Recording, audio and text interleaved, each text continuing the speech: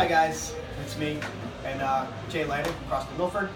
I asked you guys a bunch of questions about CrossFit and relating to firefighting, and you guys gave me your answers. So I came to Jay with your concerns and questions, and we're going to see if you can address some of those issues right now. Hi Jay. It did. So Jay, how does CrossFit Milford and Milford Athletics, how do they break the stereotype of what people typically think of CrossFit? Yeah, so most of the time when people think of CrossFit, they think of what they see on TV. So they think of the CrossFit Games. They think of aggressive weightlifting, they think of aggressive gymnastics movements. That's like relating running to having to run a sub 3-hour marathon. Where like if you can't do that, then you're not doing running. But running has everybody running. Okay, everyone's gonna go out and go for a jog. What we do in here is just strength and conditioning. Will we have exposure to some of those lifts? Yes. Do we expect people to do those aggressively fast and high reps at heavyweight? No. Lots of what we focus on in here is basic strength building, basic functional building, and then basic energy system building. So we're gonna work on making sure that when you exercise, you have a good foundation between right leg, right side, left side, upper body, lower body, right arm, left arm. You're working different planes of movement, so rotational work, front to back work, side to side work. And you're also touching on different energy systems just to build your ability to have fitness, right? So from breaking this basic stereotype mode is pretty much stripping that what they think of CrossFit as, that professional sport of CrossFit, and focusing on just in here being strength and conditioning and fitness. And that's really what we focus on in here. We have a ton of different programs. So we have people who just want to bodybuild. We have people who want to just be fit. We have people who have never done anything and just want to come in here and be in a group setting. And we have people who do their own personal programming on the side, right? So that's pretty much what we focus on here is think of it strength and conditioning with fitness. Does that make sense? It does. Okay. So tell me more about how this discipline of exercise is related to the functionality of firefighting, functional movements, and how this relates to what they do.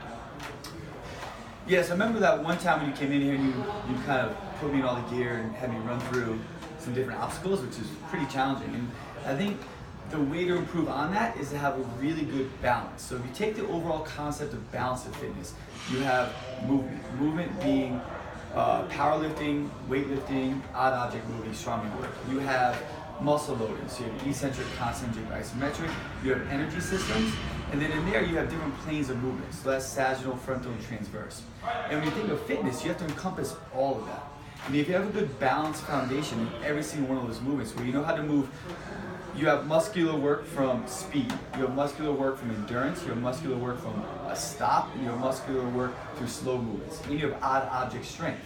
You have basic energy systems, where if you need to have sustained work for long amounts of time to be able to sustain energy and aerobic capacity, you have that. If you need to move fast and aggressively, you can do that. You have different muscular loading, so if you have to have strength in an isometric component or an eccentric or a concentric, so basically lengthening or shortening or holding something, you have the ability to do that. And then if you have the ability to do different planes of movement, you're always gonna be able to, so if I have to rotate, if I have to move forward, if I have to move up and down, all that's leading to is essentially better performance and less injury. And that's what we focus on in here, is those kind of four components. So how does CrossFit Milford and Milford Athletics and the programming here in this facility, how do you address the idea of injuries, avoiding injuries, preventing injuries, and recovering from injuries? Yeah, so I think the first thing is just, we go almost like a physical therapy standpoint. When you first start out, you're gonna get a full assessment. If you can't put your arms overhead, we don't want you to go overhead. If you can't hinge at the hip properly or squat, then we don't want you doing it. There's other ways around it. So we first go through the assessment with everybody to see what they can and can't do. And then we explain when they get into classes what you should stay away from and how you need to adjust the weights, volumes, and loads to stay safe and be successful. And then post-injury, it's just the same thing. Okay, what should your body be doing from an assessment and recovery standpoint to be better?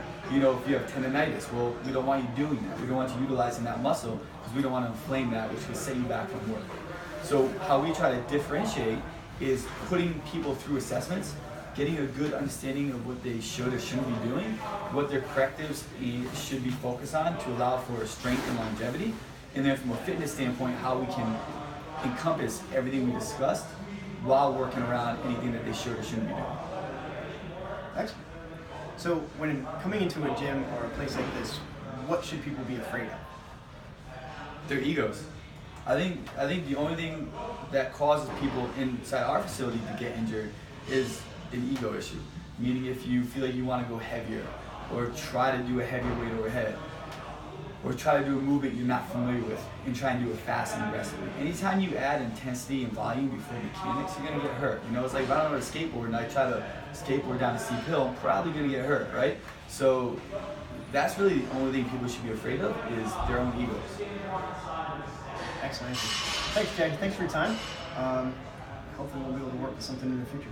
Yeah, and also the last thing is we are gonna have an answer for the cost issue too. I know one answer dealt with cost.